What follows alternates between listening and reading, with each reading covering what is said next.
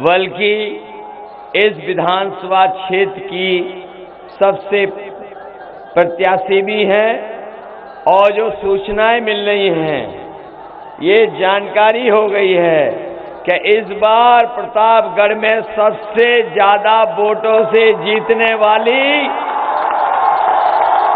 प्रत्याशी भी हमारी आदरणीय राजमाता कृष्णा पटेल जी होंगी।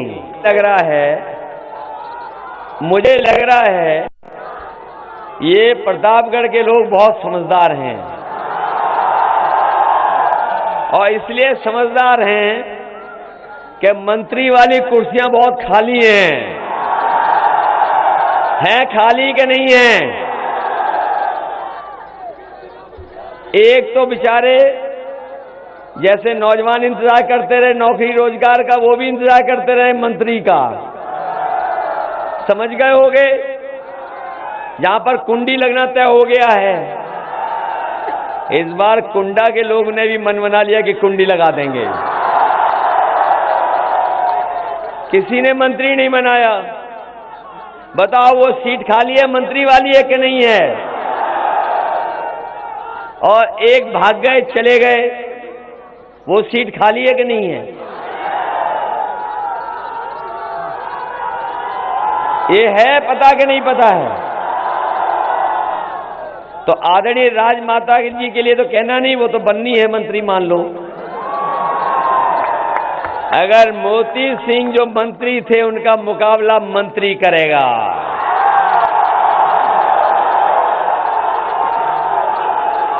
भाई अभी तक तो उन्होंने मंत्री का रुतबा दिखाया है, अब वो मंत्री का रुतबा देखेंगे। बताओ जिताओगे कि नहीं जिताओगे? आपके मंत्री वाली सीटें खाली हो गई कि नहीं खाली हैं? और सरकार किसकी बनने जा रही है? इस बार हम लोग कोई गलती नहीं करेंगे, बाहर वालों को कुछ नहीं देने वाले।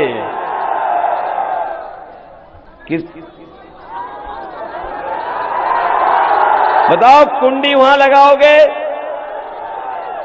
कुंडा में तो कुंडी लग गई, मंत्री का पद छिन गया, और आप आदरणीय राजमाता जी को मंत्री बनाएंगे तो पूरा प्रतापगढ़ जिताओगे कि नहीं जिताओगे?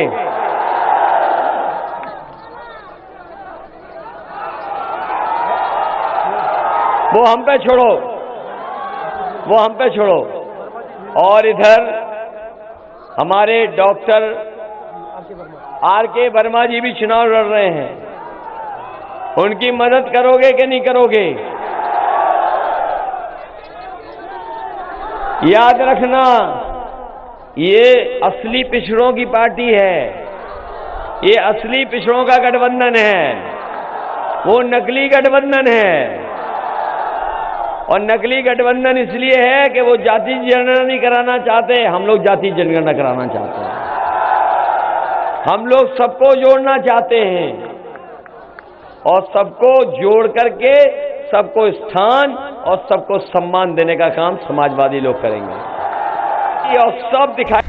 जी हाँ दोस्तों, सपा के राष्ट्रीय अध्यक्ष माननीय अखिलेश यादव की जनसभा में बहुत बड़ा भीड़ देखने को मिल सकता है। जी हाँ दोस्तों, उनको देखने के लिए बहुत बड़ा जनसैलाब उमड़ चुका है। इस बार जनता बदलाव चाहती है, ऐसा लग रहा है। जी हाँ दोस्तों, अगर आपने हमारे चैनल को सब्सक्राइब नहीं किया है तो प्लीज सब्सक्राइब कर लीजिए, नोटिफिकेशन बेल आइकन दबाइए, जो भी नई वीडियो आएगी आपके पास नोटिफिकेशन के माध्यम से पहुंच जाएगी। चलते हैं अखिलेश यादव के पास। वोट मांग रहे हैं, वही हमारा नौजवान साथी भी मंच पे दिखाई दे रहा होगा। ये नौजवान साथी तो पहले ही विधायक बन गया था। ये जो अजीब सा नाम है, ये नाम अच्छा नहीं है, जिस नाम ने बेईमानी की। क्या नाम है वो? ये नाम भी अजीब है, पहले ही जीत गए होते। बताओ, बेईमानी करा के हरा दिया और ये हारे तो बताओ कितना अन्याय हुआ, उत्पीड़न हुआ कि नहीं हुआ, झूठे मुकदमे लगे कि नहीं लगे, जेल जाना पड़ा कि नहीं जाना पड़ा। नुकसान हुआ हमारा और हमारे ही लोगों पर मुकदमे दर्ज हो गए। और ब्लॉक प्रमुखी में नंगा नाच देखा कि नहीं देखा? ये आज पुलिस इसलिए ज्यादा लगी है क्योंकि आपकी सरकार बनने वाली है। वैसे तो कम पुलिस दिखाई देती थी और सरकार का रुतबा भी ऐसा होता है, सरकार का रुतबा ऐसा होता है कि देखिए अभी तो सरकार नहीं बनी है, अभी से देखिए इतना इंतजाम हो रहा है, तो इसका मतलब है जो बात आपको पता है आपसे पहले इनको पता लग गई है कि समाजवादी सरकार बनने जा रही है।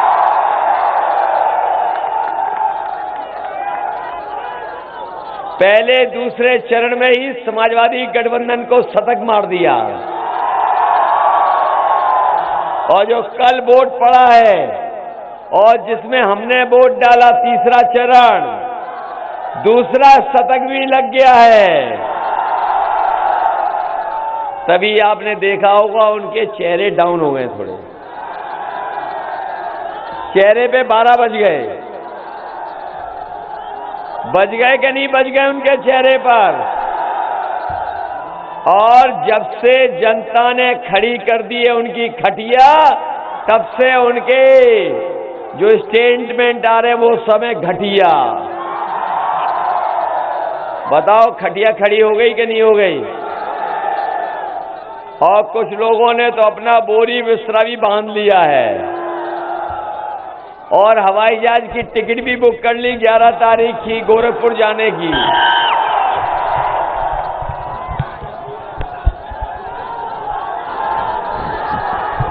बताओ ये। और एक नेता ने ऐसा स्टेटमेंट के जनता की लूटपुट हो रही है। उन्होंने कहा कि जो लोग इंटर पास करके 12वां पढ़ेंगे उन्हें लैपटॉप देंगे। अरे शुक्र है ये नहीं कहा कि इंटर पास करने के बाद जो 10वां पढ़ेंगे उन्हें लैपटॉप देंगे। कैंची वाले नेता उद्घाटन करने, बताओ महंगाई पे कुछ बोल रहे हैं, बेरोजगारी पे कुछ बोल रहे हैं, पता नहीं कौन सा ताला लगा लिया है कि गरीबी, बेरोजगारी और महंगाई पे कुछ नहीं बोल रहे हैं। बताओ कुछ बोल रहे हैं बीजेपी वाले महंगाई पर? महंगाई पे नहीं बोल रहे।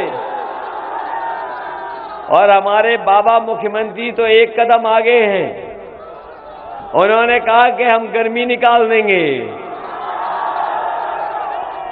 और जैसे ही वोट पड़ा पहले दूसरे चरण में इनके नेता ठंडे पड़ गए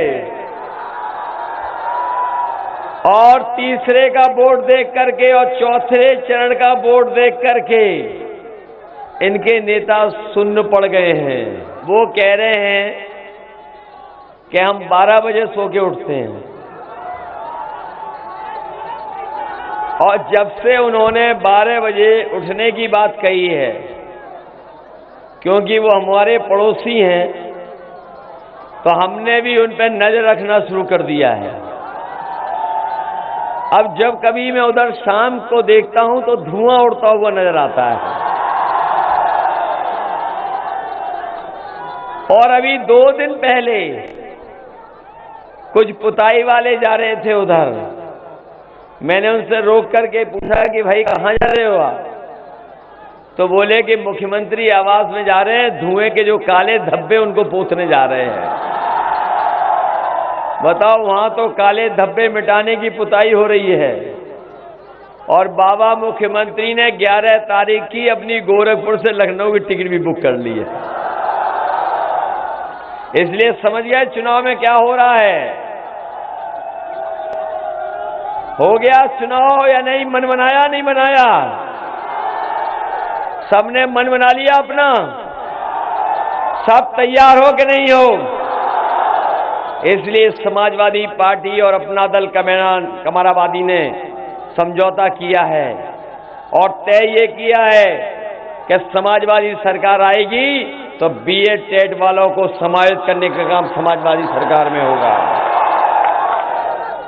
और इधर एक गाना भी बड़ा चल रहा है, काबा। अच्छा, आपने सुन लिया? जिन्होंने ये गाना सुन लिया वो जानते होंगे। इसलिए बाय बाय बाबा बा, बोलो करोगे बाय बाय बाबा बा को? हो गए बाय बाय। इसलिए याद रखना चुनाव चिन्ह क्या है। अरे लिफाफा है भाई। चुनाव चिन्ह याद है कि नहीं याद है? ये लिफाफा ऐसा होता है। हमारी समाजवादी पार्टी और अपना दल कमेरा की आदरणीय राजमाता कृष्णा पटेल जी जो प्रतापगढ़ से लड़ रही हैं, उनका चुनाव चिन्ह है लिफाफा। याद है कि नहीं याद है? अंदर जाके भूल तो नहीं जाओगे? ये लिफाफा याद है? और 5 नंबर पे है नाम इनका। 5 नंबर उंगलियां याद रखना, बस 5 मिनट दबा देना। ये लिफाफा याद है ना?